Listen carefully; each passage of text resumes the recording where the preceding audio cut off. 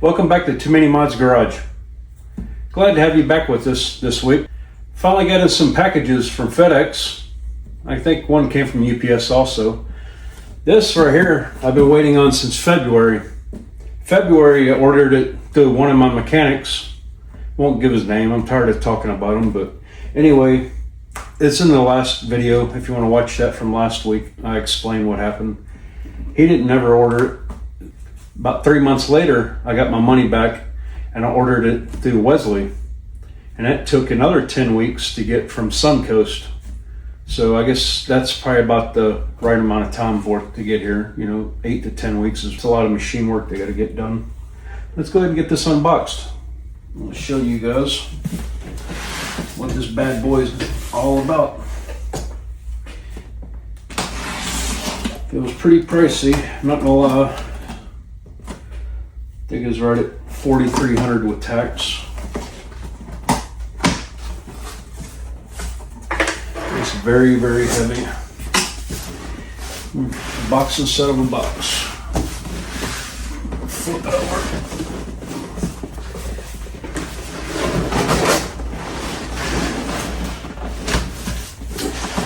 Definitely don't want to drop it on the ground, so you gotta be careful. Just flip it over. And cut this thing open. Show you guys.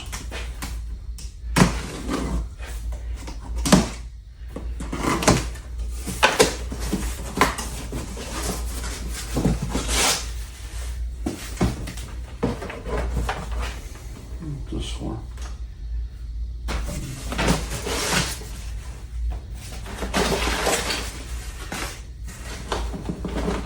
Holy cow, this thing's heavy. Here's one side of it. This looks like a normal converter. This is where they welded it to the billet part though. You can see on the back.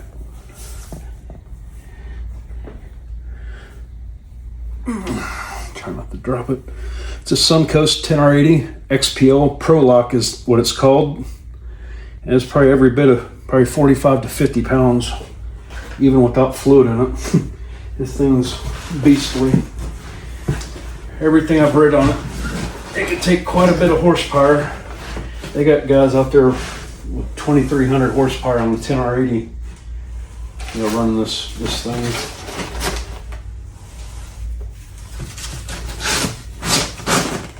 And all the fast guys are running the Suncoast. My Circle D will be for sale if anybody wants to buy it. It got refreshed about, I'm trying to think, refreshed it, I think right before Mustang Week. And since Mustang Week, I got it back before and put it back in. I think I've put maybe 10 passes on it at the track, so still pretty fresh. I guarantee there's nothing wrong with it. The shift's perfect. If anybody wants to pick it up for about $1,500 cheaper than you can buy it new, I'll sell it for about $2,000 shipped. Won't be any waiting time, no taxes, just 2,000 bucks. Let me know if anybody's interested.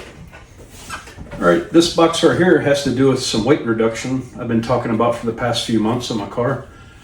It's going to bring my car to the next level. Hopefully, it'll help achieve that 8-second goal I have in mind. I want to get at least at, I don't know, 8.6, 8.7 on the stock block. I think it's capable of it. I just got to get the weight down and the 60 foot down. All right, let's go ahead and open this one up. Yeah, I've been buying this stuff for a couple months now. It's pretty expensive stuff. You'll see why once you see what it is. These are the seat sliders from Tillet. I'm not going to open it up. Everybody knows what a seat slider is. Basically, it just goes onto the bracket underneath the seat. You pull up this handle and it allows the seat to slide in and out. Got 2 of them. One for each seat. These right here are the seat cushions. Go ahead and take these out so you can see what these look like. If you don't buy the seat cushions, basically you just get a plain carbon seat. I didn't want a plain carbon seat. These are real nice. They're like a velour, black velour, real soft cushion. And on the back, it's like a pre-formed shell. I don't know if it's fiberglass or what, but it's kind of rigid. And it's got these little stickers all over. I guess you just stick it to the seat. This is where your butt sits, right here.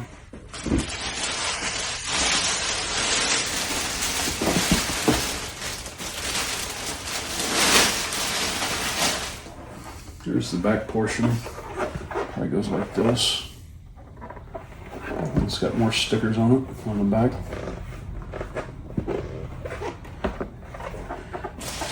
Put these up.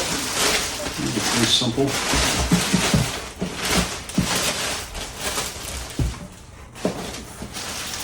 We got one more thing from Tillet in this box.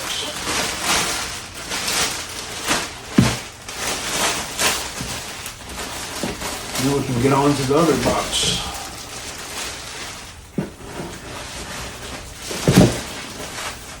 These are actually the Tillet seat brackets.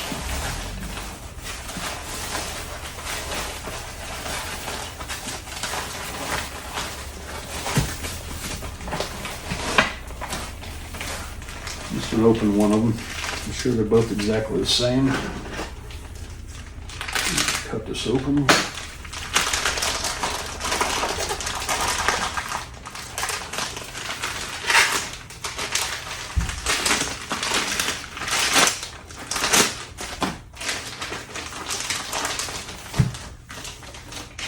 I'm just going to open one of these. All four of them should be exactly the same.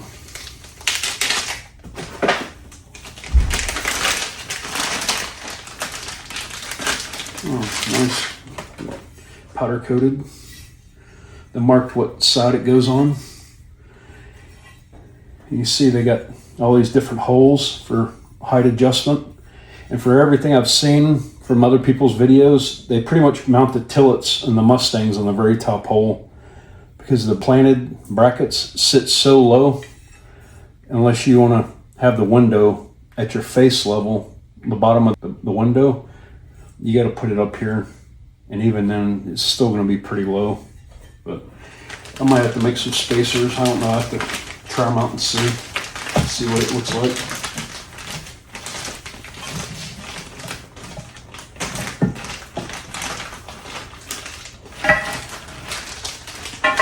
Put these back in here later.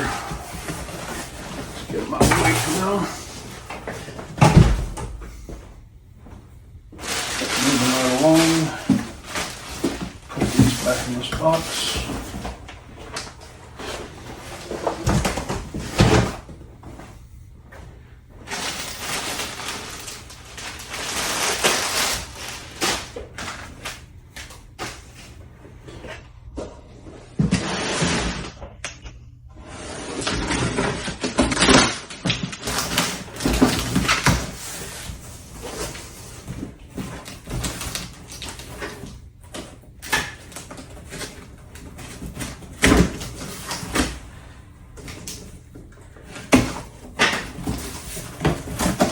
These are the planted S550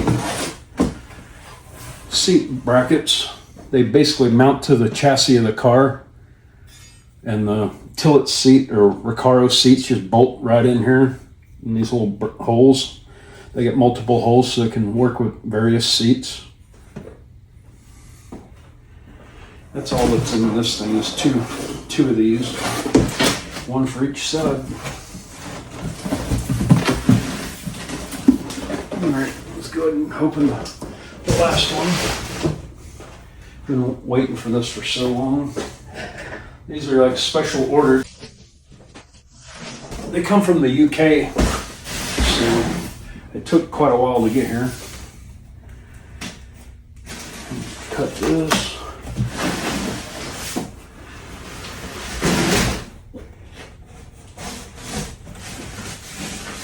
These came stapled, but I already took the staples out, so it wouldn't take as long to unbox it. So it'd save a little bit of time. You guys don't have to sit and watch me for 5 minutes taking staples out.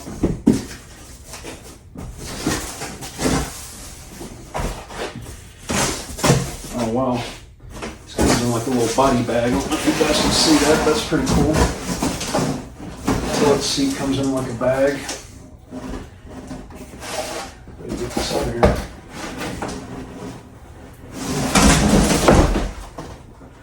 That's pretty neat.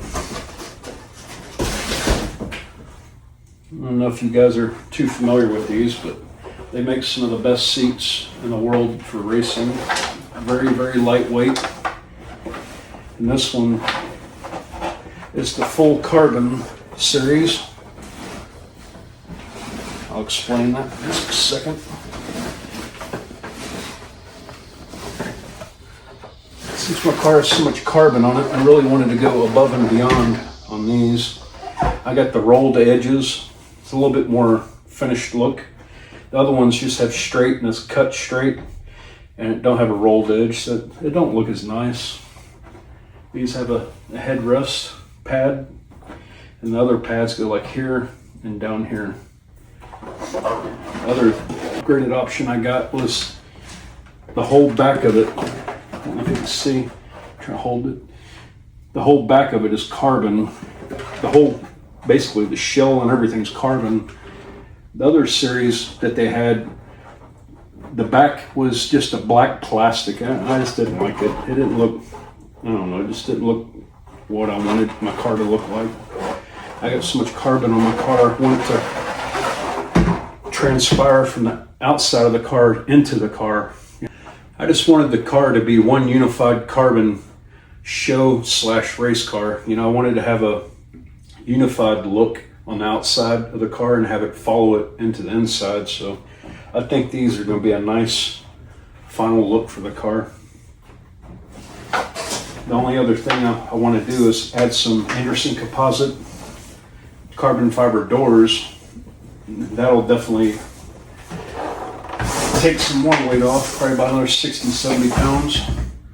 But that'll probably be after I get my belt motor. And I want to have a roll cage before I put carbon doors on my car, just for safety reasons.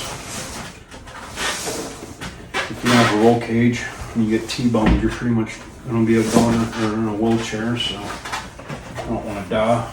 Because it is still a street car. I still drive it on the street every week. And I would like to get at least a 10-point roll cage so I can have harnesses and be protected if I hit the wall or something. So that's something I'll be saving up for.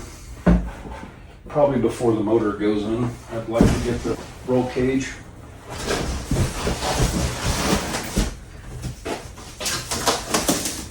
All right, this box right here, I'm not going to open it. Just going to explain what I'm doing.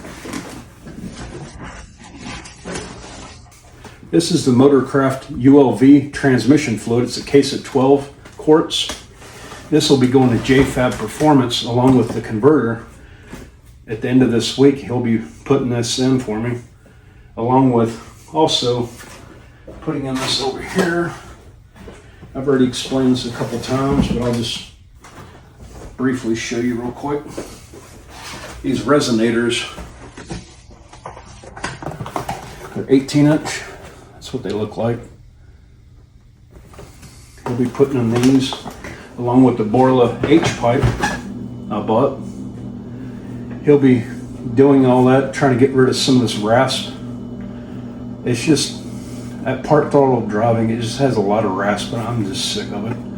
Now, as you get older, you don't want to hear that kind of stuff. I just want a nice, deep muscle car sound, so I'll have some sound clips of that before I get it changed, and then some sound clips after it's changed. Oh, he's also going to look at my IC chiller. He might be putting on some fans or something on my condenser to try to, basically when I'm in the staging lanes, the water temperature, instead of going down, is going up because it's sitting still and there's no air going across it. But he said having a bigger tank for the water, and having fans on the condenser or adding a second condenser would help it tremendously, pull that coolant down even sitting still in the staging lane. So that's kind of what I want. I know I need to get my temperature down while I'm sitting before I get up there to stage, so my whole pass down the track, this is not 110 fluid temps to begin with. I want the fluid temps to be like 30-40 degrees so I can get real cool intake air temp 2 temps going into the motor. I would like those to be about 20 to 30 degrees below ambient. That'd be ideal. Right now, when it's 100 degrees outside, if I can get 70 degree air going in the motor, that'd be awesome. I'd be ecstatic. Well, anyway, that's all I got for this week. If you like this content, please like, comment, and subscribe. I appreciate it, and it helps out the channel tremendously, helps me get discovered by new people. And leave a comment if you have anything you have a question about. I can try to explain it to the best of my ability, and I'll get back with y'all next week. Take care. Thanks. Bye.